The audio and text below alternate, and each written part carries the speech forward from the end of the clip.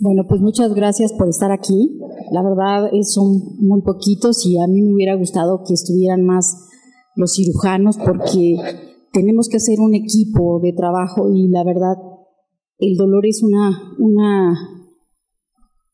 forma fundamental, como ya dijo el doctor, de un síntoma o un quinto signo de los signos vitales y la verdad se debe de manejar de manera multidisciplinaria. Y sobre todo para recalcar la importancia que tienen y las repercusiones que pueden tener. Bien, este tema que escogió aquí el doctor Marrón es un tema pero bastante complejo y bastante extenso. Solamente me voy a abocar a un panorama así muy superficial y muy general de la paciente embarazada con cáncer. Bien, ¿por qué la paciente embarazada con cáncer es un reto para el grupo médico y no nada más para el grupo médico sino también para la paciente porque tiene que tomar en un cierto momento una decisión para saber cómo se va a tratar? Sin embargo, estas decisiones pueden en un momento dado tener que se tomen en un momento dado una evolución y un pronóstico muy afortunado para la paciente. ¿Sí? Vamos a decir rápidamente, el cáncer, la frecuencia del cáncer en el embarazo es de 1 por cada paciente embarazada, por cada 1000 pacientes embarazadas, una va a sufrir cáncer. El cáncer más frecuente durante el embarazo es el cáncer mamario. Se dice que de cada 3000 pacientes embarazadas, una de ellas va a manifestar cáncer de mama. Sin embargo, yo les puedo decir que en estos 2 últimos años en el Hospital General de México, yo estoy en la unidad de obstetricia del turno vespertino, he tenido 3 pacientes con leucemia. El cáncer más frecuente aquí en esta referencia anglosajona dice que es el de mama, pero yo aquí he visto que la leucemia, que es el que le sigue, es el que yo he presenciado en la unidad donde yo trabajo. El cáncer en la mujer embarazada tiene un diagnóstico tardío. ¿Por qué un diagnóstico tardío? Porque la paciente embarazada tiene una serie de cambios fisiológicos que se van a presentar desde el momento de la concepción hasta un año después de que termina el embarazo. ¿Sí? Estos cambios van a repercutir en el diagnóstico. ¿Por qué? Porque pueden confundirse las manifestaciones clínicas del cáncer con esos cambios fisiológicos. En este caso, el cáncer de mama dijimos que es el más frecuente. La mujer embarazada cursa con ingurgitación mamaria, con aumento de las mamas, con nodulaciones dolorosas a veces porque se tapan los conductos que llevan la leche materna y por lo tanto puede presentar mastalgia o se pueden confundir con abscesos. Entonces, estas alteraciones fisiológicas propias del embarazo pueden confundir y dar un diagnóstico tardío en la mujer embarazada. El tratamiento, actualmente, la paciente embarazada, en cuanto se detecta, esta mujer ya no debe de ser un reto que no se teníamos el paradigma o el estigma de que no podíamos manejar una paciente embarazada, teníamos que desembarazarla para poder realizar una terapia contra el cáncer. Actualmente contamos con la tecnología, con fármacos menos nocivos, con mayor monitoreo tanto de la madre como del producto para que este embarazo pueda llegar a término, y eso es muy importante. Sin embargo, se requiere de la intervención interdisciplinaria. ¿De quién? Del oncólogo, del obstetra, del anestesiólogo, en este caso nosotros, del neonatólogo, el experto en medicina materno-fetal, del radiooncólogo y del oncólogo. O sea, sí tenemos una serie de personas que están muy involucradas. Ahora, este tratamiento debe de ser totalmente individualizado y les voy a decir por qué. Cada paciente presenta un escenario diferente, una etapa evolutiva del embarazo diferente, una estirpe histológica del cáncer diferente, ¿sí? Pero sobre todo va a depender también este tratamiento de la decisión que la pareja o los padres del producto tengan, o bien, en su defecto, nada más la paciente, porque finalmente ella es la que está sufriendo el proceso de cáncer, ¿sí? Ahora, este monitoreo fetal, ¿en qué consiste rápidamente? Generalmente cuando ya las pacientes reciben terapia del cáncer, sobre todo quimioterapia, después de cada ciclo de quimioterapia, el paciente o la paciente debe recibir un monitoreo fetal, ya sea de eco o ultrasonido o las pruebas específicas que ellos consideren necesarias para ver la viabilidad y que el producto no tenga ninguna malformación congénita o algún efecto secundario secundario a los medicamentos o a la terapia que estamos utilizando. En general, la quimioterapia, la FDA la clasifica como un fármaco clase D. ¿Qué significa clase D? Que el medicamento sí es teratogénico para el producto y que solamente debe utilizarse cuando el beneficio es mayor que los riesgos. Se debe de utilizar. Entonces, la quimioterapia no hay vuelta de hoja, se tienen que utilizar. Ahora, ¿de qué depende también la quimioterapia? De la etapa gestacional en la que esté la paciente. Generalmente se trata de evitar la quimioterapia en el primer trimestre del embarazo. Entre la 8ª y la 12ª semana se termina la organogénesis. Sin embargo, de la 12ª semana en adelante puede haber alteraciones ya no de malformaciones orgánicas, sino de alteraciones de la función de un órgano, ¿sí? Y entonces por eso se prefiere que la quimioterapia en la mayor parte de casos que se pueda, tiene que ser a partir del segundo trimestre del embarazo, ¿sí? Y la terapia hormonal también, la radioterapia, generalmente estos dos tipos de terapia del cáncer, menciona la literatura, se administran cuando la paciente ya terminó su etapa gestacional. Entonces, afortunadamente, la radio y la terapia hormonal se puede utilizar después de la gestación y con ella generalmente no tenemos mayor problema, a menos de que el cáncer sea tan agresivo que se tenga que utilizar antes de que concluya el embarazo. Y finalmente, el tratamiento quirúrgico, que es lo que nos compete a nosotros como anestesiólogos, porque nosotros tenemos que dar una terapia analgésica, trans y postoperatoria para que se pueda realizar esta terapia. Generalmente esta terapia no causa ningún problema en la paciente si está bien manejada, ¿de acuerdo? Ahora, antes de hablar de analgesia multimodal, debemos de tener algunas consideraciones que son muy importantes en la paciente o en general en toda paciente oncológica, sí, pero en especial en la paciente embarazada.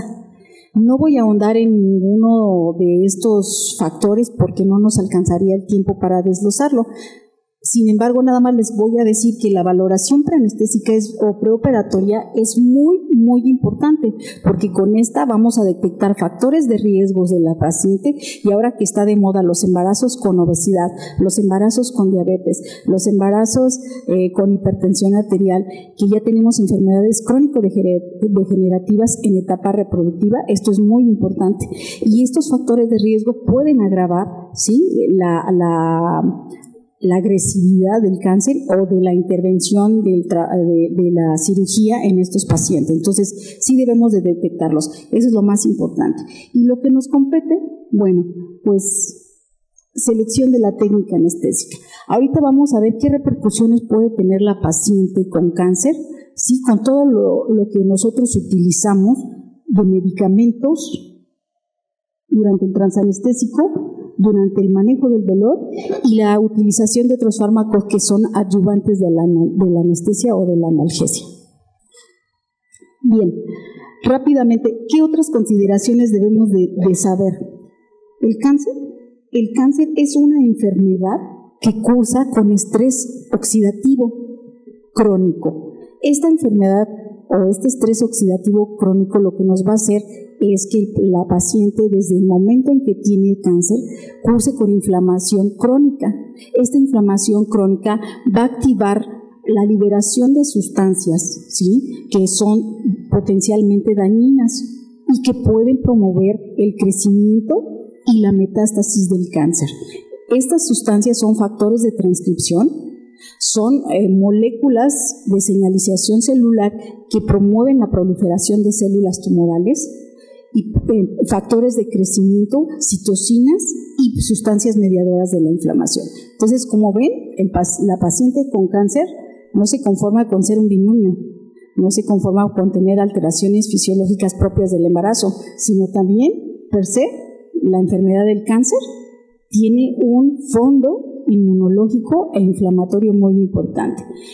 Esto lo digo porque se hace un círculo vicioso cuando nosotros no tenemos una intervención adecuada.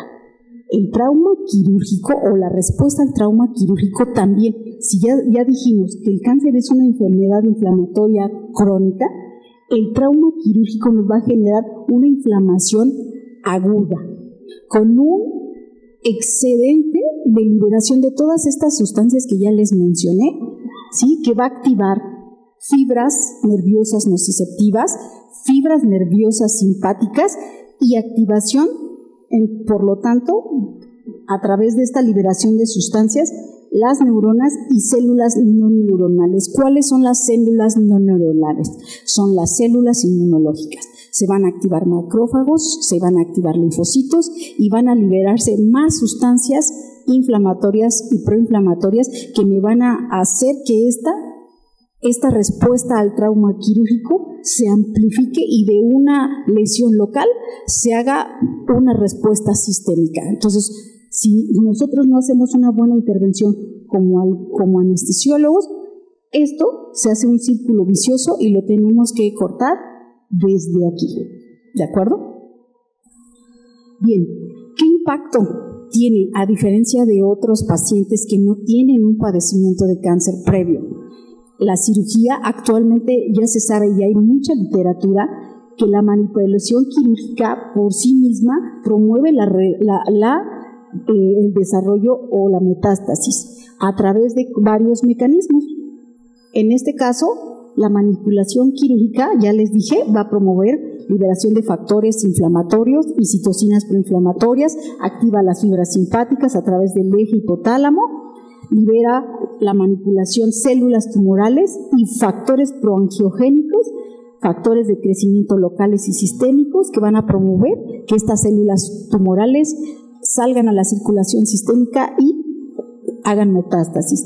Y también la misma respuesta al trauma quirúrgico me va a producir en un momento inmunosupresión, y esto ya está bien comprobado y descrito en la literatura. A través de el dolor cuando nosotros no lo abolimos o lo abatimos de una manera adecuada, y a través del uso de diferentes fármacos que adelante vamos a ver todos los efectos de los fármacos anestésicos a nivel de las células inmunes, ¿sí? ¿Cómo se produce la inmunosupresión? Se abate o se disminuye la actividad de células natural killer.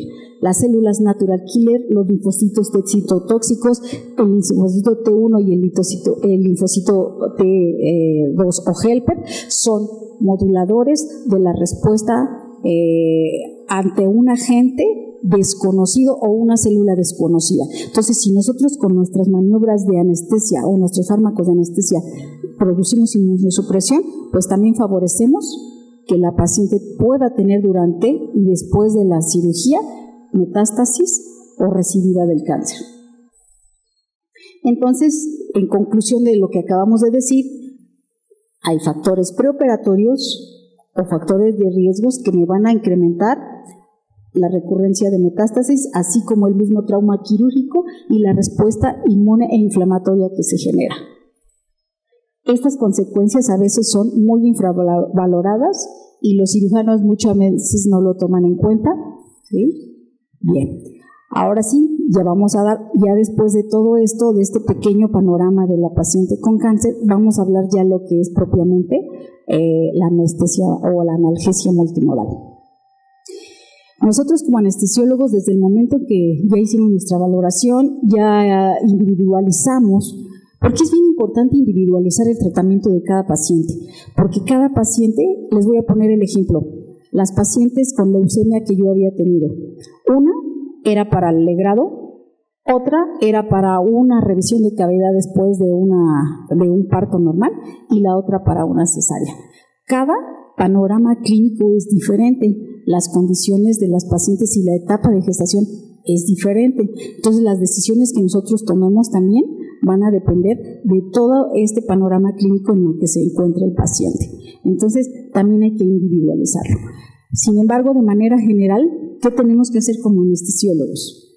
Bien, La fisiopatología ya la mencionó el doctor Marrón hace rato, muy superficial, pero nada más les voy a resumir. La vía sensitiva o la vía sensorial nociceptiva tiene diferentes procesos, ¿sí?, que nosotros podemos abatir con las intervenciones farmacológicas. Estos procesos son a nivel de cuando se genera el estímulo en la periferia, en la transmisión nerviosa, en la médula espinal, en la vía ascendente. Estos procesos se llaman transducción, transmisión, modulación o transcripción, percepción y las vías inhibitorias que regulan la entrada de estímulos nociceptivos en la médula espinal, ¿sí? Por lo tanto, en conclusión, el anestesiólogo va a intervenir en 3 sitios. 1 en la periferia y 2 en el sistema nervioso central con toda nuestra administración de medicamentos. ¿Qué es la analgesia multimodal, chicos? La analgesia multimodal no es más que una estrategia que, además de anestesia regional, porque aquí sí quiero hacer o enfatizar un punto, en especial en la paciente obstétrica, se va a buscar, obviamente, ya les dije, se va a individualizar también dependiendo del tipo de cáncer que sea, pero ya dijimos que los más frecuentes es el cáncer de mama. En el Hospital General de México se está administrando anestesia regional con bloqueos peridurales altos, ¿sí?, que nos van a favorecer el control de la anestesia y de la analgesia posoperatoria. Sí, es una estrategia que ya se ha hecho, allí nosotros le llamamos anestesia combinada, ¿sí? Y además va a incluir la administración de otros fármacos con la finalidad, ¿sí?, de producir una analgesia aditiva o una analgesia sinergista. ¿Qué es aditiva? Aditiva es que vamos a utilizar fármacos analgésicos que me van a favorecer o a sumar el efecto de un analgésico de base. Sinergismo es, por ejemplo, un fármaco adyuvante que no tiene propiedades analgésicas por sí mismas, pero combinadas con mi analgésico me va a potencializar la analgesia. Esto es muy importante porque finalmente el objetivo de la analgesia multimodal es favorecer la efectividad de estos agentes de manera individual con dosis óptimas. No estoy diciendo dosis más bajas, dosis óptimas, porque las dosis van a depender de la respuesta de cada paciente, que maximicen la eficacia y minimicen los efectos secundarios. Entonces, las dosis óptimas no van a ser siempre las dosis más bajas, simplemente la mínima indispensable para producir un efecto analgésico o anestésico en ese paciente de manera individual, ¿sí? ¿Y qué fármacos o drogas anestésicas van a favorecer también la respuesta inmune o la inmunosupresión? Esto también lo quiero enfatizar. La dosis y el tiempo de exposición es muy importante. Bueno, la analgesia multimodal también tiene como objetivo, ya dijimos, bloquear la sensibilización a nivel periférico y a nivel central, disminuir toda esta liberación de sustancias para disminuir el riesgo en los pacientes de recidiva o bien de otras complicaciones en diferentes órganos y sistemas. Aquí el anestesiólogo cuenta con un arsenal de medicamentos que los vamos a utilizar, ya les dijimos, es una estrategia y usted la va a utilizar de acuerdo a la situación y a los requerimientos de cada paciente de manera individual. La dosificación también va a depender de la respuesta de cada paciente. Aquí lo importante es la clase C, todos los medicamentos de anestesia están clasificados por la FDA como clase C, es decir, que pueden tener un daño potencial en el producto sin ser teratogénico, pero que se tiene que utilizar también porque su beneficio va a ser mayor que el riesgo. Entonces, todos los fármacos de anestesia son clase C. Entonces, podemos utilizar, como ustedes ya vieron, analgésicos no esteroideos, opioides, anestésicos locales, ¿sí?, agonistas alfa-2, ketamina, etcétera, que nos van a bloquear el dolor por todas las vías que ya mencionamos. Bien, aquí nada más voy a decir, los anestésicos intravenosos, el ideal por todos los beneficios que tiene, porque tiene un aclaramiento, una vida media o una duración corta, porque se elimina rápidamente, porque se puede controlar su administración, es el propofol. El propofol también tiene beneficios en la respuesta inmune, no me va a bloquear completamente a toda la estirpe que controla las células tumorales, como son las natural killer y las células citotóxicas. No me voy a tener mucho. Los anestésicos inhalados tienen más repercusión en la respuesta inmune, como pueden ver, y en la paciente obstétrica en especial. Hay que tratarlos de no utilizarlos porque tienen más repercusiones tanto en el producto, pueden producir deterioro neurológico o alteración cognitiva en el producto y pueden acelerar o tener amenaza de parto prematuro o pueden tener también amenaza de aborto, ¿sí? También tiene repercusiones en la respuesta inflamatoria e inmunológica y se pueden dejar como segundo elección en los hipnóticos para mantener anestesiado a nuestro paciente. La anestesia regional, ya dijimos, va a ser en la paciente, en este caso la paciente embarazada con cáncer, la piedra angular de nuestro manejo analgésico y anestésico, ¿sí? Los anestésicos locales tienen muchísimas funciones y efectos benéficos en la paciente y además es la técnica más efectiva que nos ayuda a controlar el dolor posoperatorio y transoperatorio. La morfina tiene muchos efectos también en la respuesta inmune y muchos oncólogos, anestesiólogos oncólogos dicen que no se debe de usar y que debemos utilizar técnicas libres de opioides, pero en todas las referencias o en muchas referencias que encontré sigue siendo la piedra angular o el pilar de la analgesia posoperatoria, pero con el uso de analgesia multimodal se permite utilizar las dosis mínimas óptimas para producir analgesia y producir menos efectos secundarios a nivel de la respuesta inmune de los pacientes. Otros opioides, en este caso nada más me voy a referir al remifentanil. Para el transoperatorio es el ideal porque también tiene una vida media corta, una eliminación rápida, porque en el producto se metaboliza rápidamente, porque no requiere de metabolismo hepático y porque se elimina también rápidamente del producto. Los anestésicos locales, vean todas las efectos benéficos que tienen y actualmente nosotros en el servicio de oncología se está utilizando como parte de técnica intravenosa el uso de anestésicos locales en paciente con cáncer porque tiene muchos beneficios y un excelente control del dolor posoperatorio. Vean, estos son otros efectos que tienen los anestésicos locales a través de vía intravenosa. Su analgesia puede durar hasta 8 horas y una cosa importante es que reduce el consumo de opioides, que es también lo que pretendemos, disminuye la respuesta inflamatoria y la recidiva de cáncer. Los analgésicos antiinflamatorios, en este artículo, el celecoxib o todos los inhibidores de la ciclooxigenasa 2 van a favorecer la metástasis o más van a favorecer el riesgo de metástasis. Es decir, algún artículo dice que el celecoxib principalmente va a disminuir las propiedades angiogénicas o de la metástasis de la morfina, así que debemos de utilizarla de manera conjunta.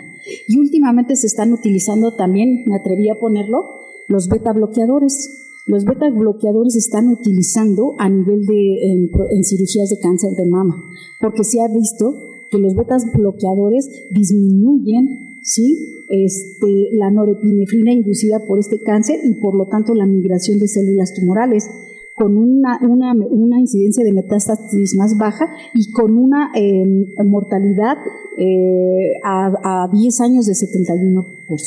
O sea que nuestro pronóstico para la paciente mejora.